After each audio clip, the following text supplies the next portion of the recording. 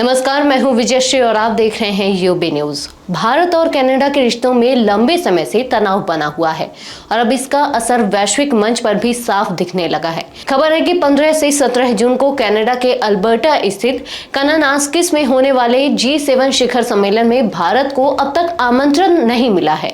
अगर भारत को इस बार बुलावा नहीं आता तो यह 2019 के बाद पहला मौका होगा जब भारत इस वैश्विक मंच से दूर रहेगा। साल 2020 में सम्मेलन कोरोना के कारण रद्द हो गया था, लेकिन उसके बाद प्रधानमंत्री नरेंद्र मोदी हर सम्मेलन में शामिल हुए हैं। इस बार मेजबानी कर रहा है कनाडा और यहीं से विवाद की जड़ भी शुरू होती है। 2023 में कनाडाई प्रधानमंत्री जस्टिन ट्रूडो ने भारत सरकार पर गंभीर आरोप लगाए थे, जिनमें कहा गया था कि भारतीय एजेंटों ने कनाडा में खालिस्तानी समर्थक हरदीप सिंह निज्जर की जान लेने में भूमिका निभाई। इन आरोपों को भारत ने बेतुका और प्रेरित करार दिया था। इसके बाद से दोनों देशों के राजनयिक संबंध बेहद तनावपूर्ण हो गए हैं। इस बार यूक्रेन और ऑस्ट्रेलिया को तो बुलावा भेजा गया, लेकिन भारत को अब तक आमंत्रण नहीं मिला है। अन्य अतिथि देशों के नाम भी अभी तक घोषित नहीं हुए हैं। अगर भारत को न्योता नहीं दिया जाता तो यह केवल एक राजनयिक संकेत नहीं बल्कि एक अंतरराष्ट्रीय स्तर की दूरियां दर्शाएगा। भारत और कनाडा के बीच बढ़ते तनाव ने वैश्विक रणनीतिक संतुलन पर भी असर डाला है। 2014 में जब पीएम मोदी सत्ता में आए तब फ्रांस ने 2019 के सम्मेलन में पहली बार उन्हें G7 में आमंत्रित किया था। इससे पहले मनमोहन सिंह ने 2004 से 2014 के बीच 5 बार G8 शिखर सम्मेलनों में भाग लिया था, लेकिन 2014 में रूस के क्रीमिया कब्जे के बाद G8 से रूस को निलंबित कर दिया गया और समूह फिर से G7 में बदल गया।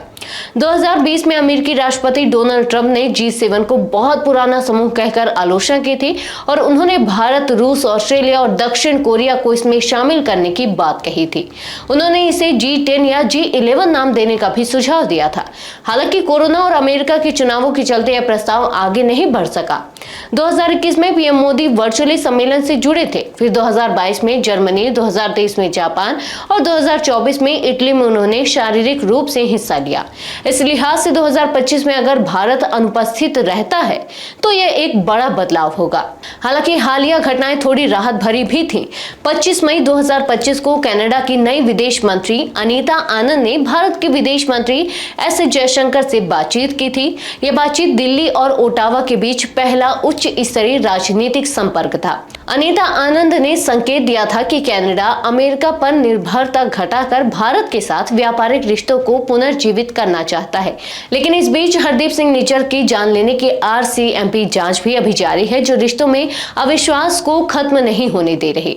अब सवाल यह है कि क्या कूटनीतिक स्तर पर भारत को दरकिनार किया जा रहा है या यह सिर्फ एक अस्थायी राजनीतिक खटास है? जवाब आने वाले दिनों में सामने आएगा। आज के लिए बस इतना ही। अगर आपके इलाके में कोई समस्या है तो आप चुप मत रहिए, अपनी शिकायत हमें भेजिए। यूबी न्यूज आपकी आवाज को जिम्मेदारों तक पहुंचाएगा, निष्पक्षता और गोपनीयता के साथ। यूबी न्यूज, जनता की आवाज, जनता की ताकत।